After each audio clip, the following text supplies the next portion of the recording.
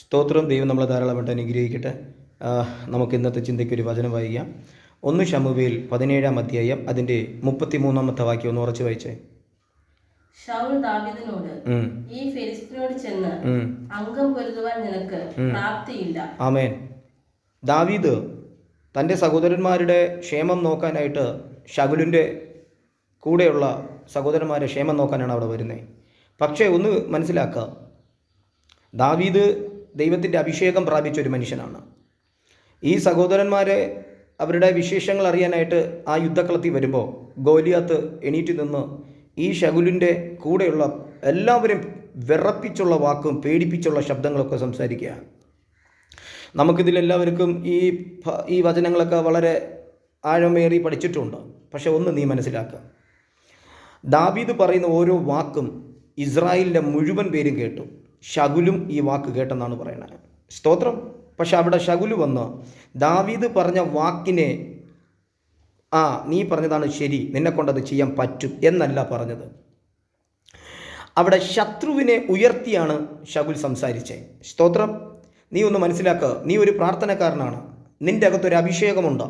അതിനി എത്ര ഭയത്തിൻ്റെ വാക്ക് കേട്ട് നീ ഒളിച്ചിരുന്നാലും ഒരു ദിവസം അത് പൊട്ടിത്തെറിക്കും. സ്തോത്രം. അതിൻ്റെ പേരാണ് തീ. തീയുടെ അഭിഷേകം നിൻ്റെ ഹൃദയത്തിൽ കിടപ്പുണ്ട്. അനേകവർ നിന്നെ ഓരോന്ന് പറഞ്ഞ് ഭയപ്പെടുത്തി.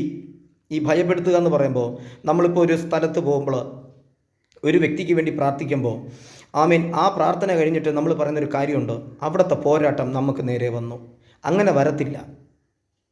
അങ്ങനെ ആ പോരാട്ടം നിൻ്റെ നേരെ വരുന്നുവെങ്കിൽ, ഇപ്പോൾ ഒരു കുടുംബ കലഹമാണ്, നീ പ്രാർത്ഥിച്ചപ്പോൾ പരിശുദ്ധാത്മാവ് എനിക്ക് പറഞ്ഞു തന്നെങ്കിൽ നീ ജയിക്കും.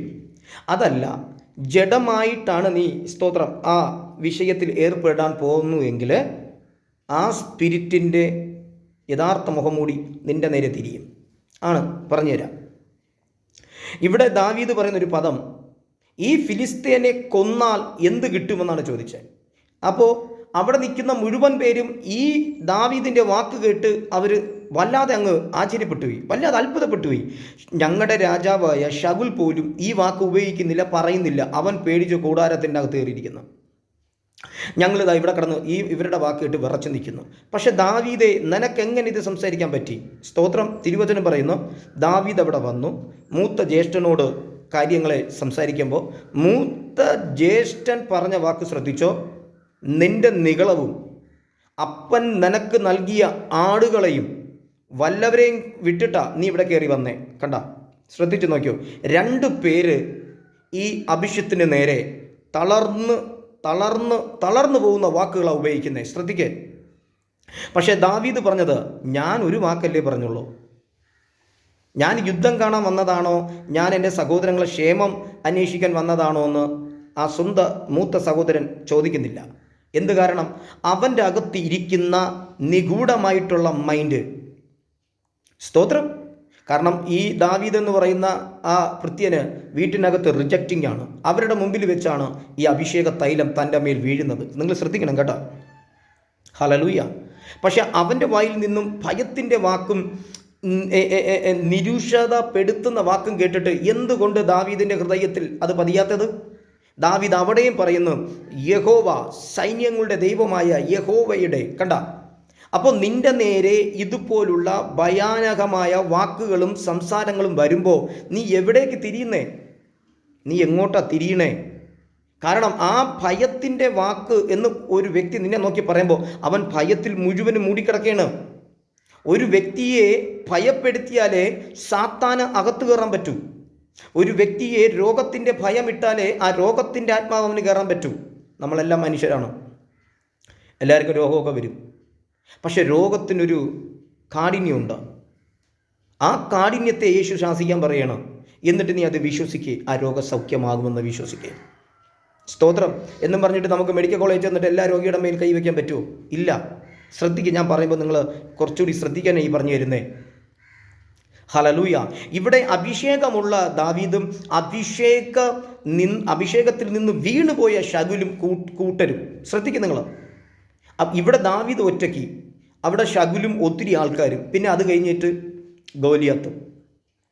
പക്ഷെ ഇവരുടെ എല്ലാം മുമ്പിൽ ദാവീദ് പറയുന്നൊരു വാക്കാണ്, സ്തോത്രം, രാജാവേ, ഞാൻ അപ്പൻ്റെ ആടുകളെ മേച്ചുകൊണ്ട് നടന്ന സമയത്ത് ഒരിക്കലൊരു സിംഹം വന്ന് ആ സിംഹം അപ്പൻ തന്ന ആടുകളെ ഇടയിൽ നിന്ന് ഒരാടിനെ പിടിച്ചു, അത് കൊണ്ടുപോയി. ഞാൻ അതിൻ്റെ പുറകിലോടി. ഞാൻ ചോദിക്കട്ടെ, സിംഹം എന്ന് പറയുന്ന കാട്ടിലെ രാജാവെന്നാണ് പറയുന്നത് അങ്ങേര്. സിംഹം എല്ലാ മൃഗങ്ങളെക്കാളും വേഗത കൂടിയ ഒരു മനുഷ്യനാണ്. അതായത് എല്ലാ വേഗത കൂടിയ ഒരു മൃഗം, മനുഷ്യൻ തന്നെ എന്ന് പറഞ്ഞാൽ മനുഷ്യൻ ആ സിംഹ സ്വഭാവം ഉണ്ട്. അതായി പറഞ്ഞു വന്ന മനുഷ്യൻ എന്ന് കേട്ടോ, സ്തോത്രം. ആ സിംഹത്തിൻ്റെ വെയിറ്റ് മാത്രം തന്നെ 250 കിലോയുണ്ട്. ഒറ്റ ഗർജന ശബ്ദത്തിൽ നിന്ന് തന്നെ 8 കിലോമീറ്റർ ആ ശബ്ദം കേൾക്കും. ശ്രദ്ധിക്കാൻ പറ്റുമോ? അതിൻ്റെ ഇരയെ പിടിക്കുന്നത് വളരെ തന്ത്രപരമായാണ് അത് കൈകാര്യം ചെയ്യുന്നത്. ഈ സിംഹത്തെക്കുറിച്ച് പറഞ്ഞതിൻ്റെ കാര്യം ശ്രദ്ധിച്ചോ. ഇതിൽ നിന്നും ഈ ദാവീദിൻ്റെ അപ്പൻ കൊടുത്ത ആടുകളെ കടിച്ചേച്ചും കൊണ്ടോടി. ദാവീദ് എങ്ങനെ കൂടെ ഓടി? ഇത്രയും പവർഫുള്ളായ സിംഹത്തിൻ്റെ പുറകിൽ എങ്ങനെ ഓടാൻ പറ്റി? അവൻ ആത്മാവിൻ്റെ ശക്തിയാൽ ഓടി. ആട്ടിൻ കുട്ടിയെ സിംഹത്തിൻ്റെ, ശ്രദ്ധിച്ചോ, സിംഹത്തിൻ്റെ വായിൽ നിന്നും അവൻ പിടിച്ചു വാങ്ങി. കണ്ട, നിങ്ങൾക്ക് ചിന്തിക്കാൻ പറ്റുമോ? നിങ്ങൾ ബൈബിൾ വായിക്കുന്നവരാണോ? ബൈബിളിൽ നിങ്ങൾക്ക് വിശ്വാസമുണ്ടോ? ഇങ്ങനെ ശ്രദ്ധിച്ച് കേട്ടോ. വായിൽ നിന്നും പിടിച്ചു വാങ്ങിച്ചപ്പോൾ ഒന്നിലും അതിൻ്റെ കഴുത്തിലായിരിക്കാം കടി, അത് മുറിയണ്ടേ? ഇനി ആ പിടിച്ചു വാങ്ങിച്ച് ആട്ടിൻകുട്ടിയെ രക്ഷപ്പെടുത്തി വിട്ടിട്ട് ഈ സിംഹം മിണ്ടാതിരുന്നെന്നാണ് പറഞ്ഞേ. സിംഹം ദാവീദിൻ്റെ മേൽ തിരിഞ്ഞപ്പോൾ യഹോവയുടെ ആത്മാവ് അവൻ്റെ മേൽ വന്നു, അവൻ അതിനെ വലിച്ചു കീറി. ഒരു ആട്ടിൻകുട്ടിയെ പോലെ വലിച്ചു കീറി. എന്നെ ഇതിൽ കൂടി നിങ്ങളോട് പരിശുദ്ധാത്മാവ് പറയുന്നത് അങ്ങനെയാണ്. നീ ഇപ്പോൾ ഭയത്തിലിരിക്കുകയാണ്. പ്രാർത്ഥിച്ച് മുന്നേറി വന്ന ഒരുപാട് വിഷയങ്ങളിൽ നിന്റെ മുമ്പിലുണ്ട്. ആദ്യ കാലഘട്ടങ്ങളിൽ നീ പ്രാർത്ഥിച്ച് മുന്നേറി വന്നിട്ടുണ്ട്. ആദ്യ കാലഘട്ടങ്ങളിൽ ഏത് മന്ത്രവാദത്തിൻ്റെ മുമ്പിലും യേശുവിൻ്റെ നാമത്തിൽ നീ പ്രാർത്ഥിച്ച് ജയം പ്രാപിച്ച് കയറി വന്നിട്ടുണ്ട്. ഇപ്പോൾ ആ പഴയ പവർ, ആ പ്രാർത്ഥന, ആ ദൈവവചന ധ്യാനം എവിടെ? പിന്നെയും പറയുന്ന ദാവീദ്, ഇതുപോലെ ഒരു കരടിയും വന്ന സിംഹത്തെപ്പോലെ ഞാൻ അതിനെ കൊന്നു. എന്നിട്ട് അങ്ങനെ താഴോട്ട് വായിക്കുമ്പോൾ പറയുന്നുണ്ട്, ഈ സിംഹത്തിൻ്റെ കയ്യിൽ നിന്നും ഈ കരടിയുടെ കയ്യിൽ നിന്നും എന്നെ രക്ഷിച്ച സ്തോത്രം യഹോവയായ ദൈവം ഈ നിൽക്കുന്ന ഗോലിയാത്തിൻ്റെ മുമ്പിൽ നിന്നും എന്നെ രക്ഷപ്പെടുത്തും. ഈ 2025 നിന്റെ പ്രാർത്ഥനയുടെ പവർ കൂടണം. പരിശുദ്ധാത്മാവിനാൽ തീയാൽ നീ ജ്വലിക്കണം. നിന്റെ അകത്ത് ദൈവമാക്കി വെച്ചിരിക്കുന്ന കൃപാവരങ്ങളെ നീ ജ്വലിപ്പിച്ചെടുത്തേ പറ്റൂ. സ്തോത്രം. ഈ 2025 ആമേൻ ജഡത്തിലുള്ള പ്രാർത്ഥനയല്ല, ആത്മാവിൻ്റെ പ്രാർത്ഥന തന്നെ നീ നടത്തണം.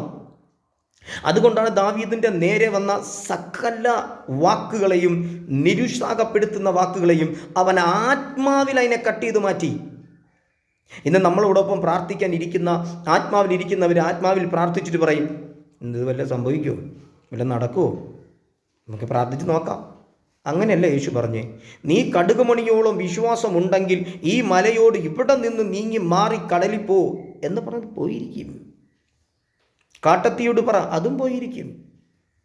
പക്ഷെ എന്തുകൊണ്ട് എനിക്ക് സംസാരിക്കാൻ പറ്റാത്തേ? ഞാൻ അതാ നേരത്തെ പറഞ്ഞേ, നിന്റെ അകത്ത്, നിന്റെ കുടുംബത്തിനകത്ത്, നിന്റെ പ്രാർത്ഥനാ ജീവിതത്തിനകത്ത് ദൈവവുമായിട്ട് നിനക്ക് നല്ല ബന്ധമുണ്ടെങ്കിലേ നീ പോകുന്ന സ്ഥലത്ത് വിജയം കിട്ടും. ഇല്ലെങ്കിൽ നീ ഒരു കുടുംബ വിഷയത്തിനാണ് പ്രാർത്ഥിക്കാൻ പോകുന്നുവെങ്കിൽ നിന്റെ കുടുംബത്തെ ആദ്യം നോക്കണം. നിന്റെ ഭാര്യയും നിന്റെ മക്കളും, വചനം പറയുന്നു, ഭാര്യ ഫലപ്രദമായ മുന്തിരിവള്ളിയും നിന്റെ മക്കൾ നിന്റെ മേശയ്ക്ക് ചുറ്റും ഒലിവ് തൈലവും. അതുകൊണ്ട് ഭാര്യ, ഭർത്താവ്, കുടുംബം അത് കറക്റ്റാണെന്ന് നോക്കണം. അതല്ലാതെ അവിടെ നിങ്ങൾ തമ്മിത്തല്ലുണ്ടോ, അവിടെ നിങ്ങൾ അങ്ങോട്ടും ഇങ്ങോട്ടും സംശയങ്ങളുണ്ടോ, എങ്കിൽ നീ സാത്താൻ്റെ മുമ്പിൽ തോക്കും. നീ എത്ര പ്രാർത്ഥിച്ചെന്നാലും ശരി തന്നെ. പിന്നെ യേശുവിൻ്റെ നാമം പറയുമ്പോൾ പിശാച് ഓടും. ആമേൻ. അത് ഓടി മാറി നിൽക്കും. എന്നിട്ട് തന്ത്രപരമായി നിന്റെ അകത്ത് തന്നെ, നീയല്ലേ പ്രസംഗിച്ചേ, നിന്റെ അകത്ത്, നിന്റെ മൈൻഡിനകത്തും നിന്റെ കുടുംബത്തിൻ്റെ അകത്തുള്ളവരുടെ മൈൻഡിലും ഈ സാത്താൻ കയറിയിരിക്കും. അതുകൊണ്ടാണ് നമ്മളെല്ലാവരും പറയണത്, ഇന്നടത്ത് നിന്ന് പോരാട്ടം വന്ന്, അപ്പുറത്ത് നിന്ന് പോരാട്ടം വന്ന്, ഇവിടെ നിന്ന് പോരാട്ടം വന്ന്. ഈ പോരാട്ടങ്ങൾ നിന്റെ മേൽ ഫലിക്കത്തില്ല എന്ന് നീ വിശ്വസിക്കണം. തീ അമ്പുകളെ കെടുക്കത്തക്ക നിലവാരത്തിൽ വിശ്വാസം എന്ന പരിച. അപ്പം തീ അമ്പുകൾ ഉണ്ടല്ലോ, ഇല്ലേ? ഉണ്ട്. പക്ഷെ ഇവിടെ ദാവീദ് എന്താണ് പറയുന്നത്? ഇനി ദാവീദിന് സ്തോത്രം ശകുൽ ഇട്ട പടച്ചട്ട ഡ്രസ്സ് ഒക്കെ കൊടുത്തു. അതിട്ടിട്ട് ഒരു ഇഞ്ച് ദാവീദിന് നടക്കാൻ പറ്റുന്നില്ല. ദാവീദ് പറഞ്ഞു, എനിക്കിത് ശീലമില്ല. ഒരു രാജാവാണ് ആര്? ശകുൽ. എല്ലാം പറയാൻ പറ്റുമോ? അപ്പോൾ അവിടെ രാജാവിനെ ഇൻസൾട്ടിങ് ചെയ്യും പോലെ ആയില്ലേ? ഇപ്പം നമുക്ക് നേരെ വരുന്ന ഓരോ വിഷയങ്ങളും നമ്മൾ ഓരോ പാസ്റ്റർമാരെ വിളിച്ച് പ്രാർത്ഥിക്കാൻ പറയും. പാസ്റ്ററെ പ്രാർത്ഥിക്കണേ, അങ്ങ് നമ്മൾ കരഞ്ഞങ്ങ് തള്ളുകയാണ്. ആദ്യം നിന്റെ നേരെ വരുന്ന പ്രശ്നത്തെ നീ ഇരുന്ന്, നിന്റെ കുടുംബത്തിൽ വരണം, നിന്റെ മക്കൾക്ക് വരണം, നിന്റെ നേരെ വരുന്ന ഏത് വിഷയത്തെയും നിന്റെ പ്രാർത്ഥനാ റൂമിനകത്ത് നീ കയറി ഇരുന്ന് അതിനെ ബന്ധിക്കേ. പാസ്റ്റർമാരെ പിന്നെ വിളിക്കാം, പാസ്റ്റേഴ്സിനെ പിന്നെ വിളിക്കാം. ആദ്യം നീ ജയിക്കുക, എങ്കിലല്ലേ നിനക്ക് അടുത്ത യുദ്ധത്തിൽ ജയിക്കാൻ പറ്റൂ. ഇവിടെ ദാവീദ് വളരെ ഷാർപ്പോട് പറഞ്ഞ പദം ശ്രദ്ധിച്ചോ. കാട്ടിനകത്ത് ഞാനൊരു ഫൈറ്റിംഗ് ഉണ്ടായി, സിംഹവും കരടിയും, അവിടെ ഞാൻ ജയിച്ചു. ഇപ്പോൾ ഞാൻ നിങ്ങളുടെ മുമ്പിലുണ്ട്. അങ്ങനെയാണെങ്കിൽ അവിടെ നിന്ന് ജയിപ്പിച്ച കർത്താവ് ഇവൻ്റെ കയ്യിൽ നിന്ന് എന്നെ വിടിവിക്കൂലേ? അത് കറക്റ്റായില്ലേ? അവിടുത്തെ യുദ്ധത്തിനകത്ത് നിങ്ങൾ ശ്രദ്ധിച്ചു നോക്കുക. ലോകത്ത് ഇങ്ങനൊരു യുദ്ധം നടന്നിട്ടില്ല. ഒരു കല്ല് ഒരു കവണ കറക്കി ഒറ്റയേറി. ഇതെവിടെ നിന്ന് കിട്ടി ദാവീദ് ഈ ബുദ്ധി? തൻ്റെ മേൽ ഇരുന്ന അഭിഷേകം തന്നോട് സംസാരിച്ചു കൊടുത്തു. അല്ലെങ്കിൽ പറയണമെന്ന്, ഇവനെങ്ങനെ കൊല്ലണം, നമുക്കൊരു പ്ലാൻ തയ്യാറാക്കണം. അങ്ങനെയാണ് യുദ്ധത്തിൻ്റെ മുറ. അവരുടെ കയ്യിൽ പല മാപ്പുകളുണ്ട്. ഇന്ന സ്ഥലത്തൂടി കയറണം, ഇന്ന സ്ഥലത്തൂടി. ഇന്ന് നമ്മൾ പ്രാർത്ഥനയ്ക്ക് നമ്മളൊരു സ്ഥലത്ത് സുവിശേഷം വെച്ചാൽ നമ്മുടെ സഭയിലുള്ള 3 പേരെ പറഞ്ഞു വിടും, ഡേയ് ആ സ്ഥലമൊക്കെ ഒന്ന് പോയി നോക്കിയിട്ട് വാ. അവർ വന്ന് എല്ലാം ബേഡ് വാക്കിയേ പറയുള്ളൂ. അവിടെ അതുകൊണ്ട്, ഇവിടെ ഇതുണ്ടായിരുന്നു, മറ്റവരൊക്കെ അവിടെ എണീറ്റ് നിൽക്കണം, ഇവിടെ തല പൊക്കി നിൽക്കണം. ആത്മാവിലല്ല അവർ പോണത്, ജഡത്തിലാണ് പോണം. ഞാൻ ഇപ്പോൾ തെറ്റായിട്ട് പറയല്ല. ഞാൻ പറഞ്ഞില്ല, ഒരു 10-19 വർഷം കൊണ്ട് ഞാൻ ഓരോ പാസ്റ്റർമാരുടെ ഇടയിലും പോയി കൺവെൻഷൻ സ്റ്റേജിലൊക്കെ പോകുമ്പോൾ ഞാൻ അനുഭവിക്കുന്നതാണ്. കൺവെൻഷൻ മേളിൽ നടക്കുക, താഴെ അടിയിൽ അവർ പ്രാർത്ഥിച്ചുകൊണ്ടിരിക്കും. തെറ്റല്ല, നല്ല കാര്യം. പക്ഷെ നിന്റെ നേരെ വരുന്ന പ്രശ്നത്തെ എന്തുകൊണ്ട് ജയിക്കാത്തേ? ഉടനെ തന്നെ നെഞ്ചിനകത്തൊരു വെപ്രാളം, ഒരു ഭീതിയും ഒരു പേടിയും. പിന്നെ അതിനകത്താണ് നീ സംസാരിച്ചുകൊണ്ടിരിക്കുന്നേ. നിന്റെ അധികാരം എവിടെ? യുദ്ധക്കളത്തിൽ നിൽക്കേണ്ട നിന്റെ അധികാരം എവിടെ നിന്നാണ് ചോദിക്കുന്നത്? സ്തോത്രം. ഇപ്പം നമുക്ക് ഉടനെ തന്നെ ഏലിയാവിനെ എടുക്കാം. ഏലിയാവിനെ പറഞ്ഞു ഭയപ്പെടുത്തിയെങ്കിലും ദൈവം ഏലിയാവിനെ കൈവിട്ടില്ലല്ലോ. ഇപ്പോൾ സ്തോത്രം മോശ എടുക്കാം. എന്താ പറഞ്ഞേ? വടിക്ക് ഇട്ട് നോക്കിയപ്പോൾ പാമ്പ്. തമ്പുരാൻ പറഞ്ഞു, നീ അതിൻ്റെ വാലിൽ പിടിക്കേ, തല ഞാൻ പിടിച്ചു വെച്ചിട്ടുണ്ട്. ഇതിൻ്റെ റിസൾട്ട് എവിടെ നടക്കുന്നു? മോശയുടെ കൊട്ടാരത്തിനകത്ത് സ്തോത്രം വടിയിട്ടപ്പോൾ പാമ്പായി. ഫറവോൻ്റെ കൊട്ടാരത്തിനകത്ത് സ്തോത്രം മോശ വടിയിട്ടപ്പോൾ എന്തായി? പാമ്പായി മാറി. സ്തോത്രം. ഫറവോൻ്റെ കൂടെ എന്നവരും വടിയിട്ട്, അതും പാമ്പായി മാറി. പക്ഷെ മോശയ്ക്ക് അറിഞ്ഞൂടാ. മോശേ, നിൻ്റെ വടി, ഹലോ, നീ ശ്രദ്ധിച്ച് കേട്ടോ, നിന്റെ അഭിഷേകം നിന്നിൽ നിന്നും പുറത്തു വന്നാൽ പല വിഷയത്തെ നീ കവർന്നെടുത്തളയും, പല ആഭിചാരത്തെ നീ ജയിക്കും, പല അനർത്ഥങ്ങളെയും യേശുവിൻ്റെ നാമത്തിൽ നീ ജയിക്കുമെന്നറിയാം. അതുകൊണ്ടാണ് സാത്താൻ നിന്നെ ഒരു പരിധിയിട്ട് ഒരു ബൗണ്ടറിനകത്ത് നിന്നെ കെട്ടിവെച്ചിരിക്കുന്നത്. ഞാൻ ചോദിക്കട്ടെ, ഈ മോശ ഒറ്റയ്ക്ക് നിന്ന് ആ വടി പാമ്പായി മാറിയപ്പോൾ ഫറവോനിൽ നിന്ന ആ മന്ത്രവാദികളെ വടിയെ പാമ്പ് വിഴുങ്ങിയ, എന്നിട്ടത് വീണ്ടും അധികാരത്തിൻ്റെ വടിയായിട്ട് അവിടെ മോശ നിൽക്കുന്ന. എന്തുകൊണ്ട് ഫറവോനെ ഒരു വാളെടുത്ത് ഇവൻ്റെ തലയെ വെട്ടിക്കളഞ്ഞൂടാ? എന്തുകൊണ്ട് ഏലിയാവിൻ്റെ തലയെ ഈ ഇസബേൽ വെട്ടിക്കളഞ്ഞില്ല? പക്ഷെ അവളൊരു വാക്കല്ലേ സംസാരിച്ചോളൂ. നിന്റെ നേരെ വരുന്ന, നീ ഒരു അഭിഷിക്തനാണ്, നിന്റെ നേരെ വരുന്ന ഒരു വാക്കും നീ ഭയപ്പെടേണ്ട കാര്യമില്ല. ഉണ്ടാ? ഇല്ല. സ്തോത്രം. എഗെസ്കേൽ വായിച്ചു നോക്കുക. എഗെസ്കേലിനെ വിളിക്കുമ്പോൾ തമ്പുരാൻ പറഞ്ഞത്, മുള്ളും തേളും പറക്കാരയും പാമ്പുകളും ഉള്ള സ്ഥലത്താണ് ഞാൻ നിന്നെ വിടുന്നേ, പക്ഷെ നീ ഭയപ്പെടരുത്. ഇതിൽ കൂടി കേൾക്കുന്ന നിങ്ങളോട് ഇന്നത്തെ മെസ്സേജ് ഇതാണ്. നീ ഭയപ്പെട്ട് എത്ര ഓടും? പറ, എത്ര ഓടും? ഒരു സുവിശേഷം വയ്ക്കാൻ പറ്റൂല, ഒരു പ്രാർത്ഥന വയ്ക്കാൻ പറ്റൂല, ഒരു പൊതുയോഗം വയ്ക്കും, നീ എത്ര ഓടും എന്നും പറഞ്ഞ് മനുഷ്യനെ അടിക്കാനല്ല ഈ പറഞ്ഞതിൻ്റെ അർത്ഥം. നിന്റെ മേൽ പകർന്നിരിക്കുന്ന ആത്മാവ്, അതിന് നീ ഏൽപ്പിച്ചു കൊടുക്കുക. ദൈവമേ, ഇന്നയാൾ ഇങ്ങനെ സംസാരിച്ചു, ഇന്ന വ്യക്തി എന്നെ നോക്കി ഇങ്ങനെ സംസാരിക്കുന്നു, ഞാൻ എന്ത് മറുപടി കൊടുക്കണോ അതാ ഞാൻ പ്രാർത്ഥിക്കണോ? കറക്റ്റാണ് പറഞ്ഞു തരുന്നത്. ആണ്. ഷിക്ലാദ് കത്തി നശിച്ച്, ഞാനത് എപ്പോഴും പറയും, എനിക്കത് ഭയങ്കര ഇഷ്ടമാണത്. ദാവീദ് ഓടി വരികയാണ്. ഒരു സ്തോത്രം കൊള്ളക്കാർ വന്നു കഴിഞ്ഞാൽ, അല്ലെങ്കിൽ ഒരു ഫിലിസ്തീർ ടീം വന്നു കഴിഞ്ഞാൽ വീടൊന്നും കത്തിക്കുകയൊന്നുമില്ല, അവരവിടെയുള്ള എല്ലാത്തിനെയും വെട്ടിക്കൊല്ലും. ഇവിടെ വചനം പറയുന്ന കംപ്ലീറ്റ് പേരെ പിടിച്ചുകൊണ്ട് പോയി. അവർ അന്നേരം അടിച്ചിരുന്ന ടെൻഡറെല്ലാം അങ്ങ് കത്തിച്ചളഞ്ഞു. ടെൻറ്റ് കാര്യങ്ങളെല്ലാം കത്തിച്ചളഞ്ഞു. ഒരു മനുഷ്യനെ പോലും അമ്മ വെട്ടിക്കൊന്നില്ലല്ലോ. ഉടനെ തന്നെ ദാവീദ് എന്താ പറഞ്ഞു? കർത്താവേ, ഞാൻ ഇതിനെ പിന്തുടരണോ? തമ്പുരാൻ പറഞ്ഞു, നീ തന്നെ പിന്തുടരണം. മറ്റുള്ളവന്മാരെല്ലാം കരഞ്ഞ് ദാവീദിനെ കല്ലെറിയാൻ നിൽക്കുക. അവരുടെ കാര്യമൊന്നും ദാവീദ് നോക്കിയൊന്നുമില്ല. അമ്മരുടെ ശബ്ദവും ദാവീദ് കേട്ടോ? ഇവന്മാർ എൻ്റെ കൂടെയുള്ളതല്ലേ, എന്നെ താണ്ട എൻ്റെ കൂടെ നടന്ന് ചതിച്ച്. എത്രയോ പാസ്റ്റർമാർ പറയണം, എത്രയോ അസിസ്റ്റൻ്റ് പാസ്റ്റർമാർ കരഞ്ഞു പറഞ്ഞിട്ടുണ്ട്, ഇന്ന സഭയെ ചെന്നപ്പോൾ ഞാൻ എത്ര വർഷം കൊണ്ട് കരഞ്ഞ് പ്രാർത്ഥിച്ചു, എത്ര ആത്മാക്കളെ നേടി, എന്നിട്ട് എന്നെ അവിടെ നിറങ്ങി പോകാൻ പറഞ്ഞു എന്നൊരു കള്ളനായിട്ട്. നീ അതും തൂക്കി പിടിച്ചോണ്ടിരിക്കല്ലേ?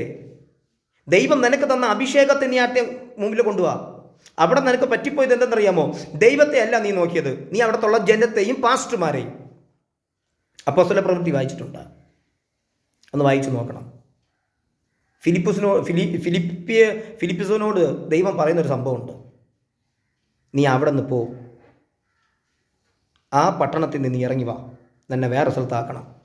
ഞാൻ ചോദിക്കട്ടെ, അവിടെ ഭയങ്കര ദൈവപ്രവൃത്തി കിടക്കുകയാണ്. ഓരോരുത്തന്മാർ മന്ത്രവാദങ്ങളിട്ട് എറിഞ്ഞുകൊണ്ട് ഓടുകയാണ്. അവിടെ നിന്നാണ് തമ്പുരാൻ പറഞ്ഞത് നീ ഇറങ്ങി വരാൻ. ഇന്ന് നമ്മൾ പറയണം നമുക്ക് ഇവിടെ തന്നെ, ഇവിടെ നല്ല ആൾക്കാരുണ്ട്, മറ്റതാണ് മറിച്ചതാണ്. നീ അതും തൂങ്ങിപ്പിടിച്ചുകൊണ്ടിരിക്കില്ല, നീ തോറ്റുപോവും. ഹലോ, മനസ്സിലാക്കുക. എന്തിനാണ് ഇത്രയും ഹർഷോടെ സംസാരിക്കുന്നത്? ഹർഷം എന്ന് പറഞ്ഞാൽ മനസ്സിലായ? കാരണം ഇന്നലെയും ഞാൻ കണ്ടു, ഇന്നും കണ്ടു ഭയം. ദൈവത്തിൻ്റെ ആത്മാവുള്ള വ്യക്തികളാ ഭയന്ന് വിറച്ചിരിക്കുന്നേ. സ്തോത്രം. മുമ്പിലോട്ട് വാ, ദൈവവചനം വായിക്കേ.